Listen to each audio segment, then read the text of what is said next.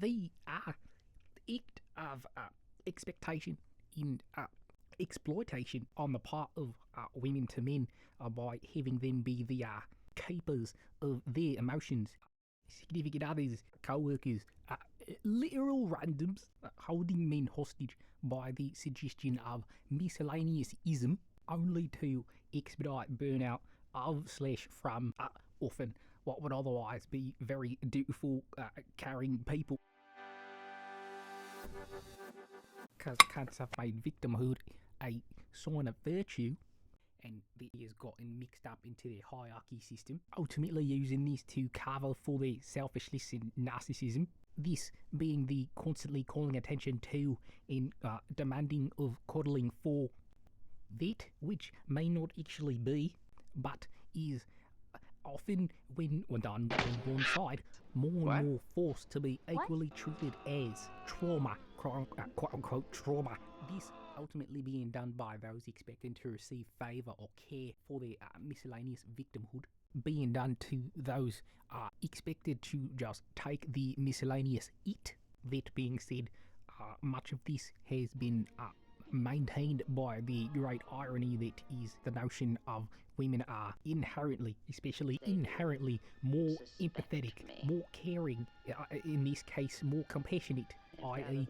All the things that make someone not aggressive, considerable as aggressive, that being the emphasis of the victim, as the notion of the victim cannot be the perpetrator, is they are having things done to them. There's never a possibility of someone being on both ends of a thing, but the difficulty of acknowledging that is the suppression that many men face, rather many people face, as this is not specifically to men, it is just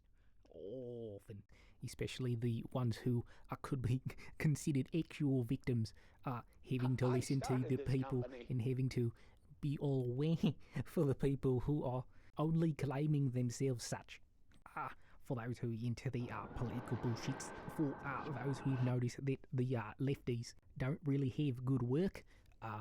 art, business sense, general acumen, often. The effect of that being the lefties, similar to women in general, is this faction often overlaps much like men in the right. That being said, these factions don't criticise one another, or at least honestly nor openly, or rather not honestly when openly, this often being done in attempts to maintain face and avoid conflict, thereby claiming their cowardice as care, as virtue, as I'm not hiding, I'm not actively preventing myself from having to go through the argument that is acknowledging my friend as a cunt. No, I'm being more compassionate, because I wouldn't dare do that to a person, making them aware of how awful they are and giving them the chance of being better than such. Ironically enough, this very compassion fatigue weighing on all parties, from the people who kind of deserve the hate to the people who are just getting it because they don't really get a chance otherwise, as well as the other people getting it kind of because they're just a lightning rod for a lack of consideration. I can see something in the way of ourselves.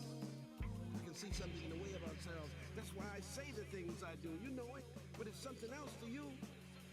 Where the inability to quite literally in many cases be honest with another person, is honesty is often conflated with insult, often on the part of the individual receiving said honesty, and upsettingly often the assholes, because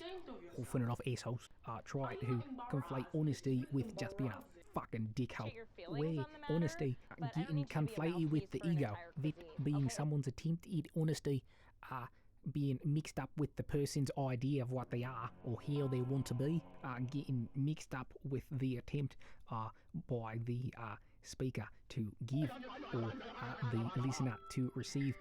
their quote-unquote honesty. This ultimately making it so that sharing truth has become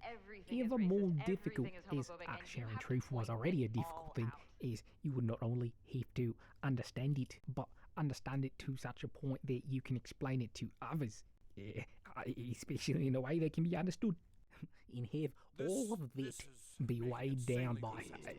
individuals' egos to the point where the simps and the cucks have ultimately backed all the cunts and bitches, frankly, who don't want honesty out in the world, where, frankly, these people don't want to see honesty. This notion of objectivity and objective truth and beauty is such